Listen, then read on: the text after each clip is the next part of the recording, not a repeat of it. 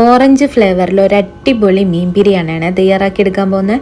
അപ്പോൾ അതെങ്ങനെയാണെന്ന് നോക്കാം. അതിന് വേണ്ടിയിട്ട് ഞാനിവിടെ 1 കിലോ കിങ് ഫിഷ് എടുത്തിട്ടുണ്ട്. നന്നായിട്ട് കഴുകി വൃത്തിയാക്കി എടുത്തിട്ടുള്ളതാണ്. ഇതിലേക്ക് നമുക്കൊരു മസാല തയ്യാറാക്കിയെടുക്കണം. ഒരു സ്പെഷ്യൽ മസാലയാണ്. അതിന് വേണ്ടിയിട്ട് 1 ടീസ്പൂണ് വലിയ ജീരകം, ഒരു 4-5 ഏലക്ക, പിന്നെ ഗ്രാമ്പൂ, പട്ട ഈ ഒരളവിൽ ചേർത്തിട്ട് നമുക്കൊന്ന് പൊടിച്ചെടുക്കാം. ഇനി നമുക്ക് മീനൊന്ന് ഫ്രൈ ചെയ്തെടുക്കണം. അതിന് വേണ്ടിയിട്ട് ഒരു 2.5 ടീസ്പൂണ് കാശ്മീരി മുളക് പൊടി, ഒരു 1/2 ടീസ്പൂണ് മഞ്ഞൾപ്പൊടി, പിന്നെ ഇതിലേക്ക് നമ്മൾ പൊടിച്ച് വെച്ചിട്ടുള്ള ആ ഒരു മസാല ഒരു 1/2 ടീസ്പൂണിൻ്റെ അടുത്തോളം, ആവശ്യത്തിന് ഉപ്പും കുറച്ച് വെള്ളം ഒഴിച്ചിട്ട് ആദ്യം ഒന്ന് മിക്സ് ആക്കാം. ശേഷം നമുക്ക് ഓറഞ്ച് പിഴിഞ്ഞ് കൊടുക്കാം. ഇതുപോലെ ഒരു പകുതി ഓറഞ്ച് എടുത്തിട്ട് നന്നായിട്ട് പിഴിഞ്ഞ് മിക്സ് ആക്കിയിട്ട് നമുക്ക് മീനിൽ പുരട്ടി കൊടുക്കാം. ഇതൊരു 10-20 മിനിറ്റ് കഴിഞ്ഞിട്ട് നമുക്ക് കുറച്ച് വെളിച്ചെണ്ണയിൽ ഒന്ന് ഫ്രൈ ചെയ്തെടുക്കണം. പിന്നെ അതുപോലെ കുറച്ച് കറിവേപ്പില അധികം തന്നെ ഇട്ട് കൊടുക്കുക. അപ്പോൾ നമുക്ക് അടിയിൽ ഇങ്ങനെ കരിഞ്ഞു പോകാൻ നമുക്കത് ഫ്രൈ ചെയ്തെടുക്കാൻ പറ്റും കേട്ടോ. 2 വശവും ഒന്നങ്ങ് പൊരിച്ചെടുത്തതിന് ശേഷം ഇതൊരു സൈഡിലേക്ക് മാറ്റി വെക്കാം. ഇനി നമുക്ക് ഇതിലേക്കുള്ള മസാല തയ്യാറാക്കി എടുക്കണം. അതിന് വേണ്ടിയിട്ട് ഞാനിവിടെ ഒരു പാത്രം വെച്ചിട്ടുണ്ട്. അതിലേക്ക് ഒരു 3 ടേബിൾ സ്പൂണുള്ള ഓയിൽ ഒഴിച്ചു കൊടുക്കാം. ഓയിൽ ചൂടായി വരുന്ന സമയത്ത് നമുക്കിതിലേക്ക് ഒരു 5 മീഡിയം സൈസിലുള്ള ഉള്ളി ഇതുപോലെ കട്ട് ചെയ്തിട്ട് ചേർത്ത് കൊടുക്കാം. ആവശ്യത്തിന് ഉപ്പും കൂടെ ചേർത്ത് കൊടുക്കണേ. എന്നിട്ട് നമുക്കിതൊന്ന് വഴറ്റിയെടുക്കാം. അപ്പോൾ ചെറുതായിട്ട് വഴണ്ട് വരുന്ന സമയത്ത് ഇതിലേക്ക് ഇഞ്ചി വെളുത്തുള്ളി ചതക്കിയത് ചേർത്ത് കൊടുക്കുക. ഒരു 3 ടേബിൾ സ്പൂണോളം ചേർത്ത് കൊടുത്തിട്ടുണ്ട്. പിന്നെ ഒരു 4-5 പച്ചമുളകും കൂടെ ചേർത്ത് കൊടുത്തിട്ട് ഇതിൻ്റെ പച്ചമണം മാറുന്നവരെ ഒന്നും കൂടെ അങ്ങ് വഴറ്റി കൊടുക്കാം. ഇനി ഇതിലേക്ക് ഒരു 3 തക്കാളി ചേർത്ത് കൊടുക്കുക. അതോടൊപ്പം തന്നെ ഒരു 1.5 ടേബിൾ സ്പൂണ് തൈര് ചേർത്ത് കൊടുക്കുന്നുണ്ട്. പിന്നെ ഇതിലേക്ക് ഒരു 1/4 ടീസ്പൂണ് മഞ്ഞൾപ്പൊടി, 1/2 ടീസ്പൂണ് മുളക് പൊടി, പിന്നെ ആവശ്യമുണ്ടെന്നുണ്ടെങ്കിൽ ഉപ്പ് ചേർത്ത് കൊടുക്കുക. പിന്നെ നമ്മൾ നേരത്തെ പൊടിച്ച് വെച്ചിട്ടുള്ള ആ ഒരു മസാല ഉണ്ടല്ലോ, അത് ഒരു 1/2 ടീസ്പൂണ് ചേർത്ത് കൊടുക്കുക. കൂടെ തന്നെ ഒരു 1/4 ടീസ്പൂണ് ഗരം മസാലയും കൂടെ ചേർത്ത് കൊടുക്കുക. നല്ലൊരു ടേസ്റ്റ് ആയിരിക്കും കേട്ടോ ഇതുപോലെ ചേർത്ത് കൊടുക്കുമ്പോൾ. എന്നിട്ട് ഇതെല്ലാം കൂടെ ഒന്നും കൂടെ ഒന്ന് വഴറ്റിയെടുക്കുക. ഇത് നന്നായിട്ട് വഴറ്റിയെടുത്തതിന് ശേഷം കുറച്ച് ഓറഞ്ച് ജ്യൂസും കൂടെ ഒഴിച്ചു കൊടുക്കുന്നുണ്ട് കേട്ടോ. ഏകദേശം ഒരു 2-3 ടേബിൾ സ്പൂണോളം. എന്നിട്ട് ഇതിലേക്ക് നല്ല ഫ്രഷ് ആയിട്ടുള്ള മല്ലി പുതിനയൊക്കെ ചേർത്ത് കൊടുക്കാം.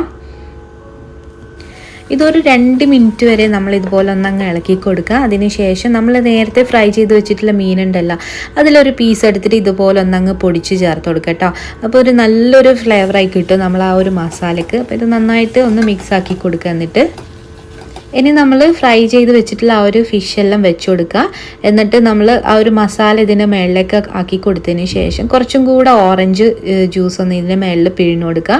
ഏകദേശം ഒരു 2-3 ടേബിൾ സ്പൂണുള്ള കേട്ടോ. എന്നിട്ട് ഫ്ലെയിമൊക്കെ ഓഫ് ചെയ്തിട്ട് നമ്മൾ ഇത് അടിച്ച് ഒരു സൈഡിലേക്ക് മാറ്റി വെക്കുക. ഇനി നമുക്കിതിലേക്കുള്ള റൈസ് തയ്യാറാക്കിയെടുക്കാം. ചോറിന് ആവശ്യമായിട്ടുള്ള വെള്ളം തിളപ്പിച്ചെടുത്തിട്ടുണ്ട്. അതിലേക്ക് സ്പൈസസ് ഒക്കെ ചേർത്ത് കൊടുക്കുക. പിന്നെ അതിലേക്ക് കുറച്ച് കറിവേപ്പിലയും അതുപോലെ തന്നെ ഓറഞ്ചിൻ്റെ തൊലി ഉണ്ടെന്നുണ്ടെങ്കിൽ അതും കൂടെ ചേർത്ത് കൊടുക്കുക. നല്ലൊരു ടേസ്റ്റ് ആയിരിക്കും കേട്ടോ. പിന്നെ ഇതിലേക്ക് 1.25 ടേബിൾ സ്പൂണോളം നെയ്യും ആവശ്യത്തിന് ഉപ്പും കൂടെ ചേർത്ത് കൊടുത്തിട്ടുണ്ട്. പിന്നെ ഈ ഒരു കപ്പിൻ്റെ അളവിലാണ് കേട്ടോ റൈസ് എടുക്കുന്നത്. അപ്പോൾ ഞാൻ എടുത്തിട്ടുള്ളത് ജീരകശാല റൈസാണ്. ലുലുവിൻ്റെ ബ്രാൻഡാണ് എടുത്തിട്ടുള്ളത്. കറക്റ്റ് വേവായിരിക്കും കേട്ടോ. നമ്മൾ ഈ ഒരു റൈസ് എടുക്കുകയാണെന്നുണ്ടെങ്കിൽ 2.5 കപ്പ് റൈസിന് 5 കപ്പ് വെള്ളമാണ് എടുത്തിട്ടുള്ളത്. അപ്പോൾ കഴുകി വൃത്തിയാക്കിയിട്ട് വെള്ളമൊക്കെ കളഞ്ഞതിന് ശേഷം ഇതിലേക്ക് ഇട്ട് കൊടുക്കുക. വെള്ളം നന്നായിട്ട് വെട്ടിത്തിളക്കുന്ന സമയത്ത് വേണം നമ്മൾ അരി ചേർത്ത് കൊടുക്കാൻ. അപ്പോൾ അരി ഡയറക്റ്റായിട്ട് നമ്മൾ കുതിർക്കാണ്ട് തന്നെയാണ് കേട്ടോ ചേർത്ത് കൊടുക്കുന്നത്. അപ്പോൾ ഇനി നമ്മൾ ഓറഞ്ചിൻ്റെ തൊലി വേണമെന്നുണ്ടെങ്കിൽ വെന്തതിന് ശേഷം എടുത്ത് കളയാം കേട്ടോ. എന്നിട്ട് നമ്മൾ ദമ്മിടാം. പിന്നെ നമ്മൾ നേരത്തെ റെഡിയാക്കി വെച്ചിട്ടുള്ള ആ ഒരു മസാല ഒന്നും കൂടെ ചൂടാക്കി എടുത്തിട്ടുണ്ട്. ഇതിലേക്ക് നമ്മൾ ചെറിയൊരു പീസ് വാഴയില വെച്ച് കൊടുക്കുക. അപ്പോൾ ചോറും ഒരു മസാല ഒന്നായിട്ട് മിക്സ് ആയി പോകില്ല, അതിന് വേണ്ടിയിട്ടാണ്.